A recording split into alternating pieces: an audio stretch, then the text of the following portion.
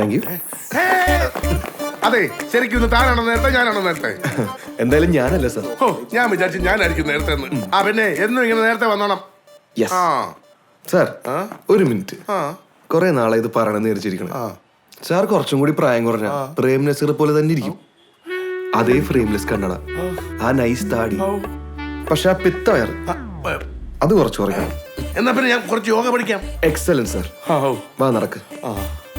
Good morning sir. Good morning. Good morning. Good morning. Good morning. ഇരിക്കിരിക്കും. Good morning sir. Good morning. Good morning. Good morning sir. അതെ, എല്ലാരും good morning തരുമ്പോ നീ എന്റെ കൂടെ നടന്ന എല്ലാരും വിചാരിക്കും നിനക്കാ ഗുഡ് മോർണിംഗ് എന്ന്. എനിക്കാ good morning. Good morning sir. ആ good morning. One more repeat. Good morning. Good morning sir. Good morning. Good morning sir. പൊക്കോ പൊക്കോ. Good morning sir.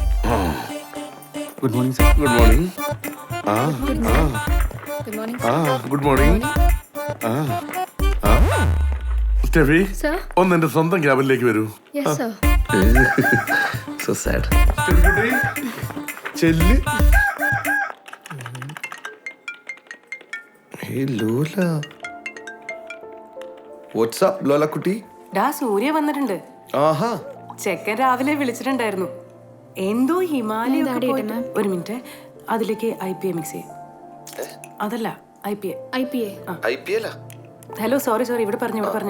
അല്ലടാ, അവനെ ഹിമാലയത്തിലൊക്കെ പോയിട്ട് എന്തോ കുന്തം മറിഞ്ഞ് വന്നിട്ടുണ്ട്. ഇന്ന് കാണാന്ന് പറഞ്ഞിട്ടുണ്ടേ. അല്ല, അപ്പൊ വൈകിട്ട് എന്താ പരിപാടി? ഓഹ്, ഞാൻ എവിടെയെങ്കിലും പോയാലാന്ന് ആലോചിക്കണായിരുന്നു. ഇവിടെ ആണെങ്കിൽ ഒരു തലപോളിയണ അസൈൻമെന്റും എന്റെ ബുദ്ധിക്കാണെങ്കിൽ തീർക്കാനും പറ്റാനുള്ളത്. ഇവിടെ മറ്റൊരു വൃത്തിയായിട്ട് MD ഇല്ലേ, തോമസ് പൊകലക്കാട്. ആ ബദൂരിയുടെ കഥ ഞാൻ ഇന്നാണ് അറിയണത്. ആ ഇയാൾക്ക് തൊടുപുഴ ടൗണിൽ പൊകലക്കച്ചവടം വരുന്നു. അങ്ങനെയാണ് ഇയാൾക്ക് പൊകലക്കാട് എന്ന പേര് വന്നത്. ഇയാള് അമേരിക്കയിൽ പണിയുള്ള ഒരു നേഴ്സിനെ കിട്ടി. ആ നേഴ്സാണെങ്കിൽ അമേരിക്കയിൽ തിരിച്ചു പോയപ്പോ ഒരു സായിപ്പിനെ കിട്ടി. ആ സായിപ്പിനാണെങ്കിൽ 19 വയസ്സെന്തോണ്ട്. ആ സായിപ്പാണെങ്കിൽ കുറച്ചാളെ കഴിയുമ്പോൾ തട്ടിയും പോയി. അപ്പൊ ആ സായിപ്പിന്റെ പേരിലുണ്ടായി IT കമ്പനി ഈ പെണ്ണുമ്പിള്ളിയുടെ പേരിലായി. ഈ ബദൂരിപ്പട പൊകലക്കാരൻ അങ്ങോട്ട് കെട്ടിയെടുക്കാതിരിക്കാനാണ് ഇവിടെ പെട്ടിക്കട പോലത്തെ ഒരു IT കമ്പനി തുടങ്ങിയത്. ഈ പെട്ടിക്കട കിടന്ന് പണിയെടുത്ത് ഞങ്ങളുടെ നടുവില്ലാണ്ടായി. പിന്നെ എന്ത് പറയാനാണ്. ആ സാറെന്താ ഇവിടെ? ഞാൻ എന്റെ അടിയന്തരത്തിന് വന്നതാ. അപ്പൊ എന്നെ കുറിച്ച് മോനെല്ലാം മനസ്സിലാക്കിയല്ലയോ?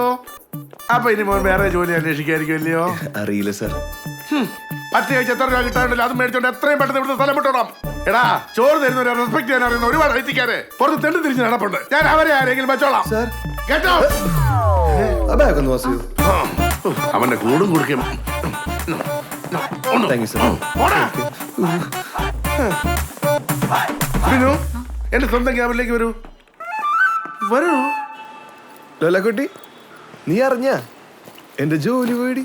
പണി പോയാ? അപ്പൊ ചെലവുണ്ട് ട്ടാ.